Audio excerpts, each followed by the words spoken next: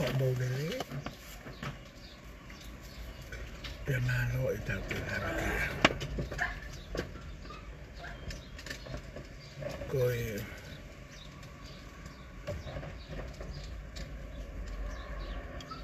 Pag live at so po ni, kung sa osi live ko na ako na. Pero kung live ka osi fika waki, mo mi ako na na fair ke live ya na. Pag ka ke wiloi, pero mo la we ngai, may di may ko na maulio. Ni wanga screenshot o post he pesi. Pero no mo oni, lagi to himay o talamay, que o te tocan que hay pia. Kakoloto pia, que fa osa de glide. Ako no nga que mo hanga mo to mai no. How do I feel? Ni nga fu to himay ko na naifai. Ko no mo oni, o kune hanga o tu kuaki imay au hinga himea. O pehe na o ko alo tala noa holo o kuno nofo mo tahe ta Michael Institute. I have never said anything about hair. Fika aki mo me apehe. As I said to you yesterday, o ke hanga e ho ilo ma leo personally.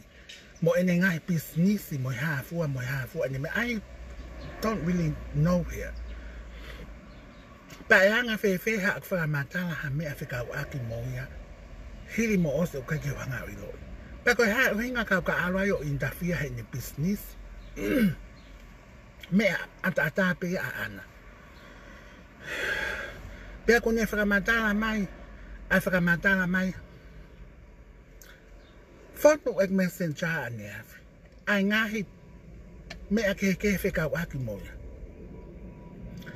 Pe hange ko lau ku to mai ai family ko ne o pitapua.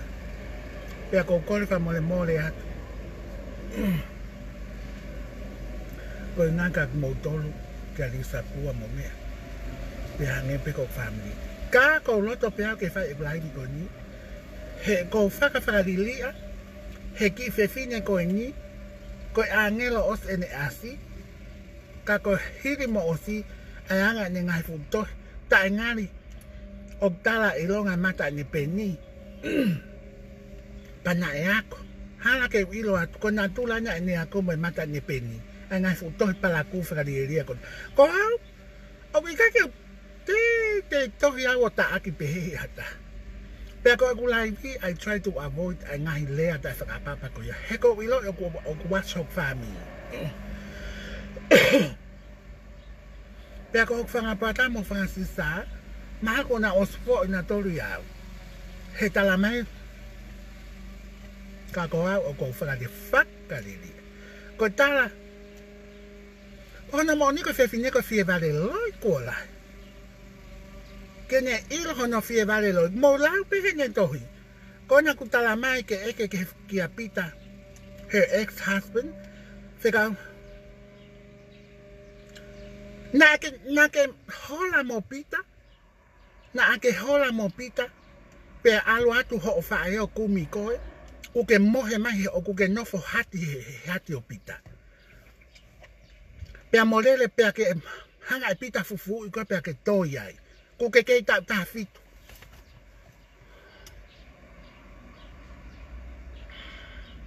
pe ara te tamai apita ho ankolo apalu o eke pe ko fe ia pe framalogía e palo apita que framari iko. Tala nake fie vale loy. Alo e fie vale loy o afia ko. Pa ko family ena. Tala mak te ke na suna to afi fine.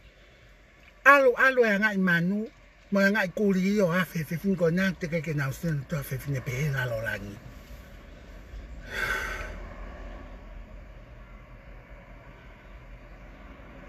Que ilo pego ha me fetete. Pe ko fie lau ka ke fa ka nga alo osina na ma pe he pe ko ha ringa. Tu ha ke pe apita li aki ko ka alo. Ko no uhinga na ke ilo mai mamani ho anga I manu. Fuli ki van palaku.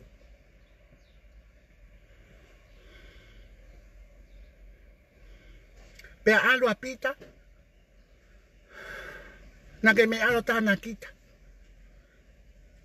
He na ke mani mo pita ke alate mo filo taha. Te ke ngā aue ku ke na ke lo tonga ako ko na o ako o whakatete. Pe alo apita kai me alo suicide he pe he na e. O silingi pe apita he na milioni apita he nofu nuslani he ngā aue. Pe alo apita pe atuku mai fu silingi e ne savingi. Hala ke hanga o ilo. Tuku atu pe pita savingi ko ngako ne whanau. Ono kilu. Kono ai maadu ke ilo. Me ako whaete te e. He silingi apita ko tuku ke ne whanau.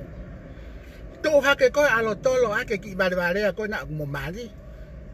Sa mi walu. Ko ti tamasi ko he ko hao ko me tope mo maule. Na osa me atere te ke whakaukau o sa miwia. Tu walewa mo silini ko na saving apita o tolo aka sa miwu ko na o na mari. Os pe whakatau e api ho na api hen mo pita.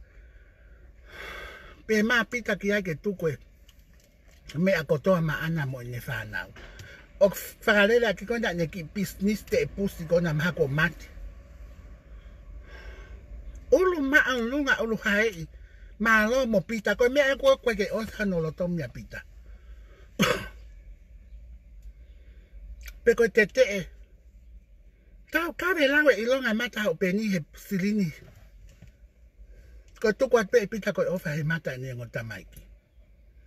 Tu watu ko fafanga ake ki vale o lani. Pe atuku tala na ke mali lele. He kona na e. Ke alpo mo he hati o pita ke ta fito. Ko kuhanga no ai ko expose ko ke ilo ya. Mahino? Pe ko osi fono kweke fi ai ngoa te kakai koni. Mare ka kolistu tuk atere. Ho ta holo kore paanga. Fi whakatuku mare u hafi.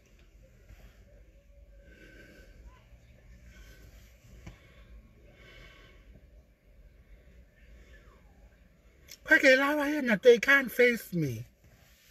Ko kalas ko na ko puhi ipeo punakaki. Ko na me na fai ko private messages might be. Not in public. He ka mo na ilo le ka na ma public mai. Ko osa tok family o ta ati o fure he ko na do luk ma ilo le na ma tu frata ke pe mo family. Hak. Ko ki ta hine ko nu fai ai ko ne ba lau na ilo me ba lau. Ko na to he finita. Pa mo fa utanga na tau fra manupe. Pe ai ke to fra pipi hi mai ka mato.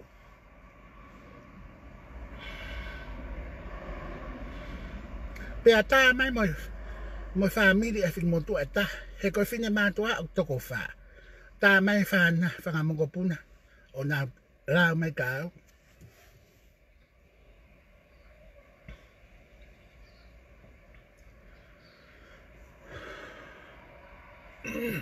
Bako hona mo ni. O ku te ngoi tau te. Ka ko whakawhariri a bako fisia.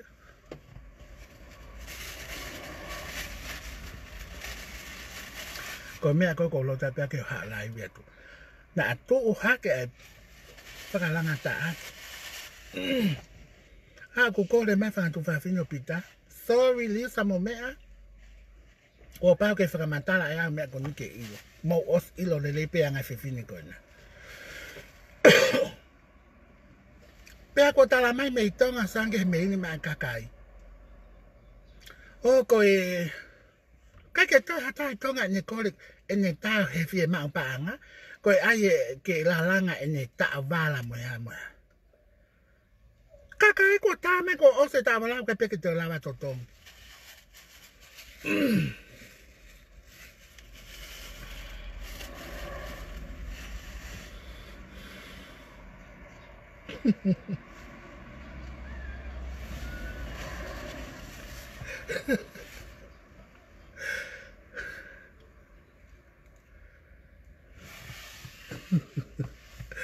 học phang anh ấy phiêu mồm ở hoa cái chỗ bây giờ mà xíu phiêu lại đi rồi có ai có lót bè ta có cái phi nhân một tuổi có nhà có bà bài ta buang em hồ nó mắt ta hồ nó xí cả cái ý là bây giờ hồ ngã cái hà có phải mẹ bằng ngồi học phàm đi còn đi ông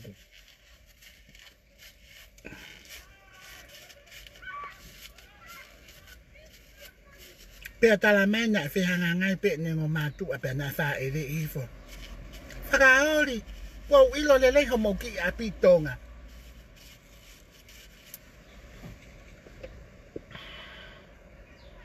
lo cái ta bên mà lo tàu pha này phải cao cao tàuกันในvai ít mấy cái áo nào cao phải cao cao tàuกันnhé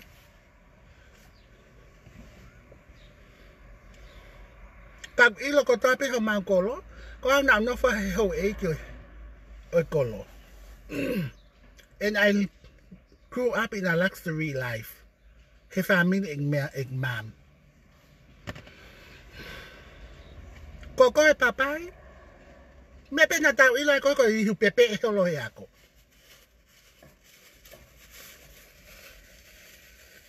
mà nó mà mấy cái mùi này cái mà ai có hao mùi nó mấy cái hệ là ngon một tê bộ rồi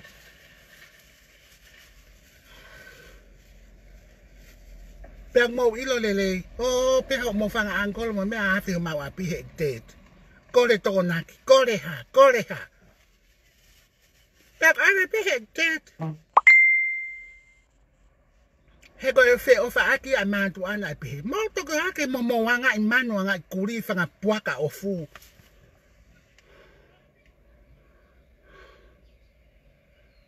mà tụi ta là nó phải biết màu à bị hệ của cùi hệ ở mai hệ bò bêเลยมึงไงแม่กูอ่ะเป้เอาเตาออสิเฟอีหลงอ่ะกี่เป้อ่ะเตาตุบน่าก็ตัวเฮลัยก็เอ็กุยอากุหัวมังกร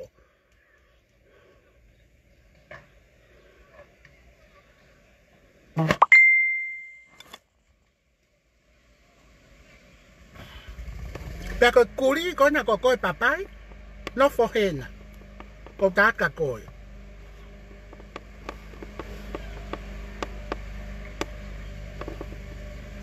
แต่ก็สักเอาดิก็หาไปกิจมาเสียก็ยังสามี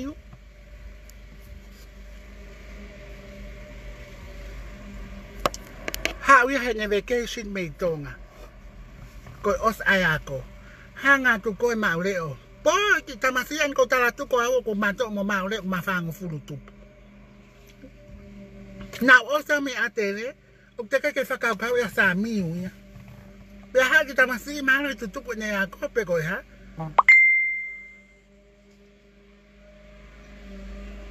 ห้างานที่เราใช้โนโปโมโนโตโลอาเกปะงานคนอาปิตา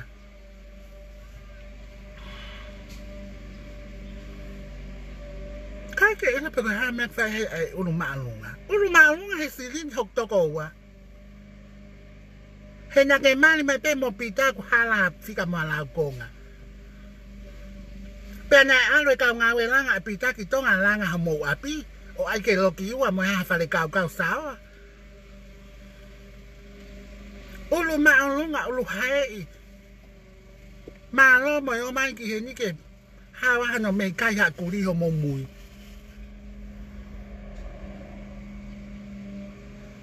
ปากก็สักเจ๊หัวก็ก็อย่าไปกี่เกลอยยาม60ลิงออสก็ต้องหักฟัง10ลิงเห็บมาใจโต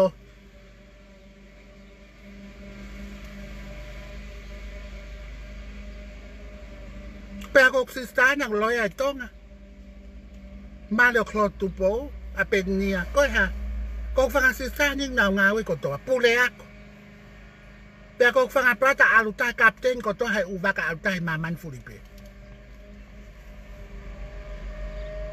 ป Pero ko tete mai ko ha ko ang ko lo tanga ko master. Double masters. Que ilo. Ko fa tete mai ho ako tapalu ko ha de ilo. Ulu hai ulu malu nga malu mo pika ke kake iko ki maman Filipe.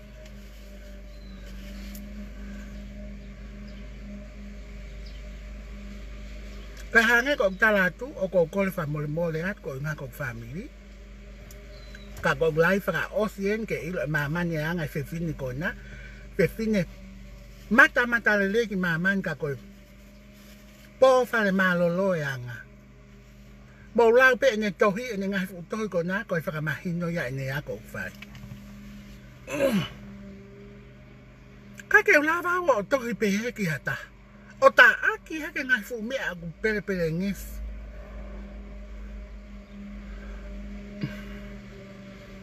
Pe ka ke nga tat pe ho anga manu homo family. Pag mo ta aki pe Penelope. Ko hula na fa ko le mai Penelope ka ke to ko niang ki ai. O ai hula. Ka hula aku he ke no fa pa ai hula. O te ke fan race to ta pa angai maman Filipe.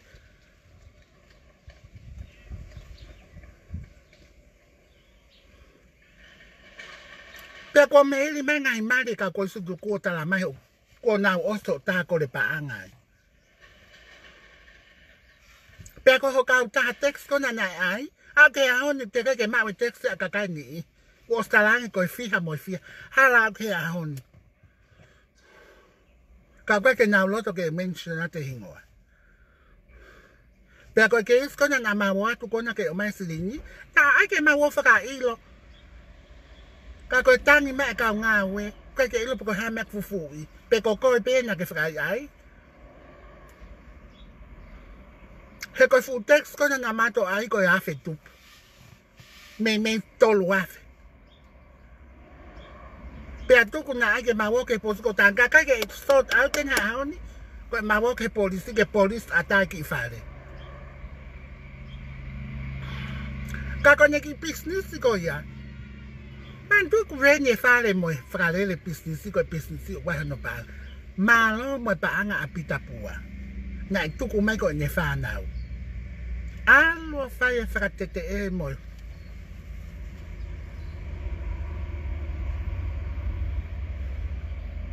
Kweke no fono ape au. Itaki hata. Ko no fo ko na ma ka te au nga futo ko na ke fai ko me ko to ha twai. Pe hange pe ko na ko talatu. Mama hi hok ni ma helomi. Ko fra tuku aka pe live ka ko sa ya pe he live he ko le ko to ta ko le mo on. Kweke le me aloi. Mo le hok time ha lo ta ko tau. O ka pa ko na ku ke pe ko ne tu wa ki me na pehe na tu o ko alfa mata halo na no fo motani la folia tamasi ko ya to pe mo pita pue ate who knows ko to ki ilo pe me ko ya ho ai me ka te au ilo nga tai ma ngo mo tu ngai ku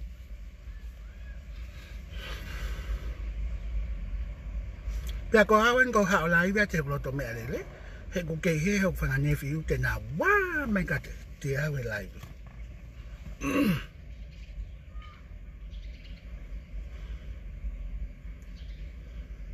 Fakate te ea, ko pe ko hai kune ilo atu ina wako. Tuku la wako, he kaka whamatala tu ea ko, o so ki la wako ko ina. Alo whenga ke sort out ho mo uim ho whamiri. He ko o se sirini hak tunga ane ho kai.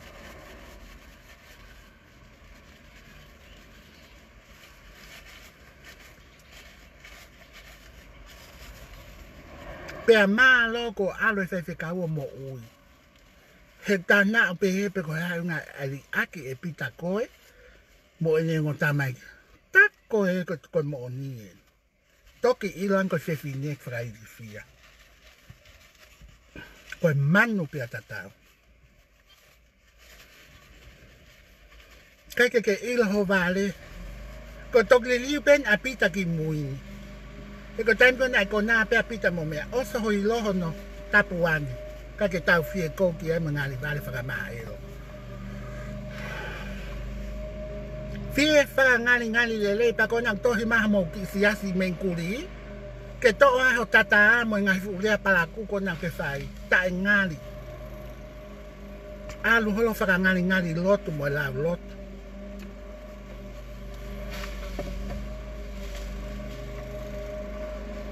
Pea koe lau mani a toki langa pe ho mau api. Alo whainga ke langa ha mau api. Ke koe langa he tamai ke nofo ai. Pea ka pare lava ha mau langa maa lo ka ofiang ko mau api. He ko maa api matou la milion hano langa. Alo whakataha mo loto elo. Koe mo ui kule whakalanga ki mua. Talamai ko tok langa pe ho mau api ko hina. So what? Alo whainga pe lava ha langa ha whare pehe.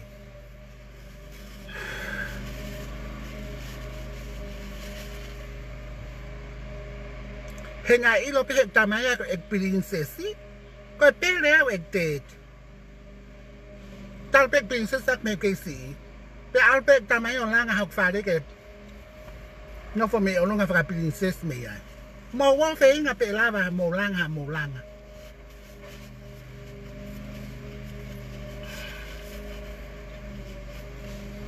Toki si hoi paanga. Moi paanga ke, koe ko hao paanga. Ai uswe vale loi. Tako ina ke alpe ke tau tawhit. Pea malo moi whakamalo hui hoku angolo e palua pita, ko pau ke mali. Ono, ave holo ko he hati. Ke ilo mama na ke nofo hati.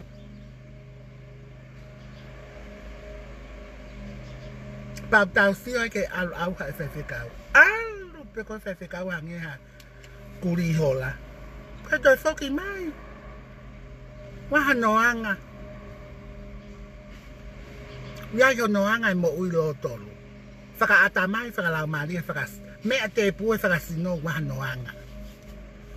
Mea au ha e whewhikau.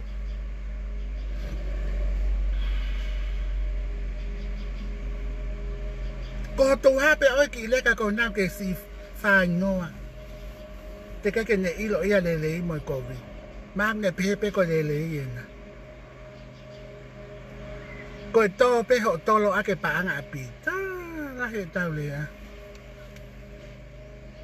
Moho o nofo loto kovi ke whamili o pita. Pa ko pitan kumari hoko atu ho loto kovi ke kia mele. Kai ke aha vava tata o mo mele. Whiwhinia mele, whiwhinia ngā lele. Pea ko kusio ko ka mele. Ek fofo whetaurak mo mele. Hono introduce mai pita kau. Lava peke tala ai ngā tula mele. Very humble mo enele. Ko eia. Longo. Ka ko e ulofi. Pea ko aia ne ulofi ke ne ilo e ulofi ko nā tae nifo. Ko set pe ek laivi ke public. Ko ngā he ko piha kato moho hake. Ki he ke tau o atu he publiki.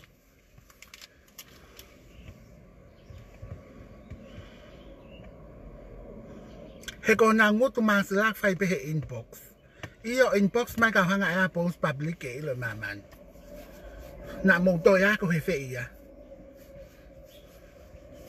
Tau ilto laisa e tau tolo e teknologia. Ia mea ko screenshot.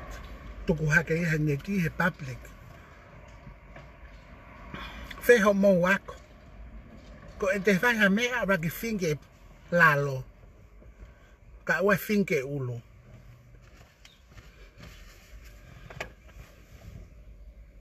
But seriously, okay ke wala ta ak whakarere ai pehe hata. Even hak message kata.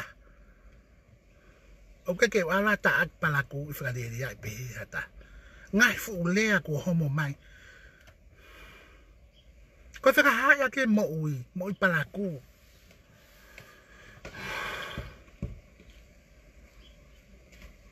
Pau kai whoke mau friend he Facebook. Pau kai ke ilo pek nau post. Ka ko hok family o oku. Ek tet ai hafi ne whiri aki. He kai ke nama tanto public. He ko family o ko ko mwhanga manu ia. ko kai po fe hai ke ta aunga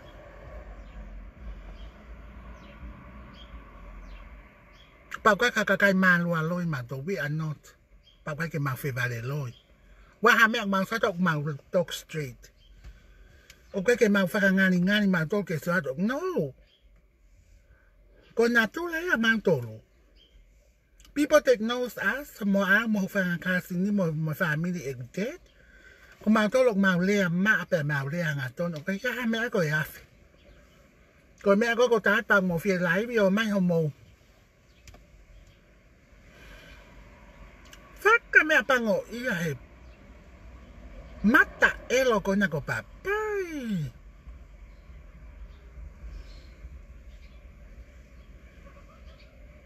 Pero talama he fainga ni iko tohia kona na e fai ko fai e papai. Tasen me da you are both guilty. Ha winga ang ho pes ke to ma papai. Pa ka pa ko papai. Ko papai ena. Na ke ilo hata papai hangi ko lau ma no me o mai ki murini. Ke hawa no me kai he la ngoi tungai kui tonga. Me apena ila koi papai iu pepe.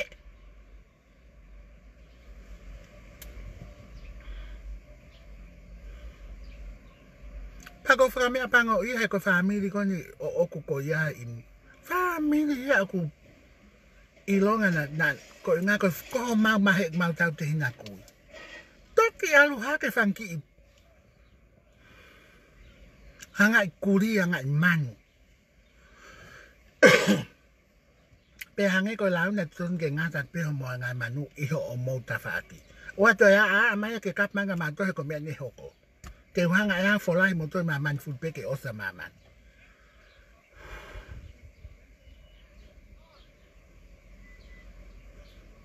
Kai ke ha ta ba le tau akta aksa ya. Kau kai ke ula ba ya ta akpe ya ta. He na ya ko naki ya.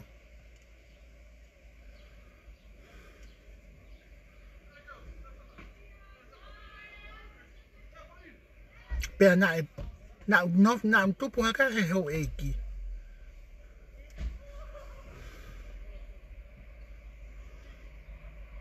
Pe ko ilo me ko fra apa apa.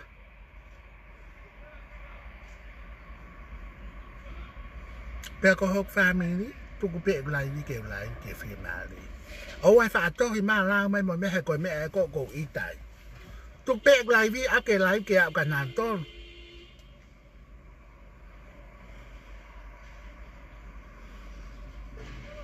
Pe ko os ko ne ko ta u ko ni ko fi mali. He ko hua ia ke ngai me ko na figa ak mo ma le o. I fear vale loi. Toki ha o fie vale loi. Olo ma longa olo hai. Ma lo mo family mo ka nga pita ko abe pita o silanga na fale. Ma lo ala ko lokiwo. Pe ai ma foi po palan. Tala na tu puak. Ke tu puak e fe ia. Ko fale na lo ta pe mo lo to fale.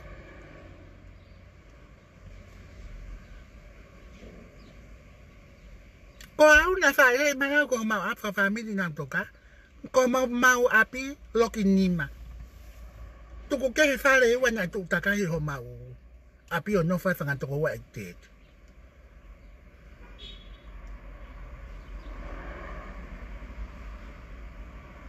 Pe na tu pa ke mau po pa lang. Ko ke to e ke ho mau e hok tu po anga ho mau ko lo. Pe a be a ho tamai o tu ke family e fa e ke a ko ia. E ko unga na ngala no fo he ho eki.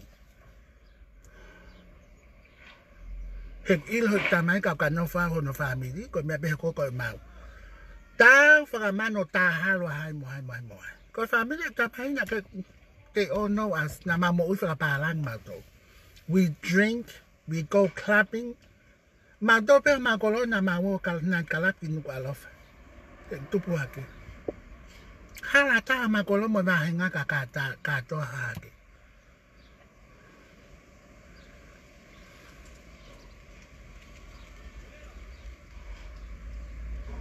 Ko ta fa to luen kana tu pu hake an ko ta la. Tu pu hake ho ma fu fa le Pirikila yom. Ilo ko to anatok. Mamuhay mo ang apalan. Henayo mi hok family o kimulin he on ng futupo.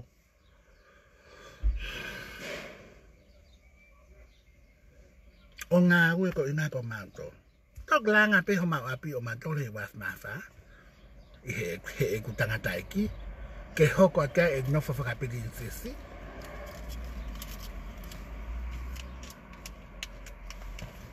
No, fa pe maloto ko vi que molama ya.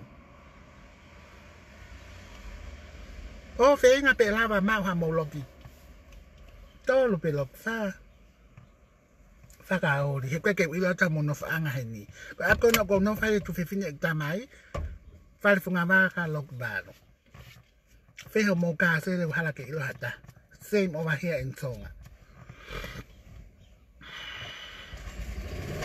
Fakao di pahangi ko lang mo di hota we talano ke kakai fie vale lo. Malo mo mai ki mulini ka na mono fotonga kai ta foli he lang sia pani ho mo.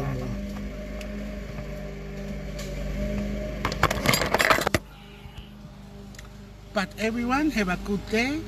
Ko ngata e live he ka get fa ta live. That's it. Case closed. Offer la ha kat motor.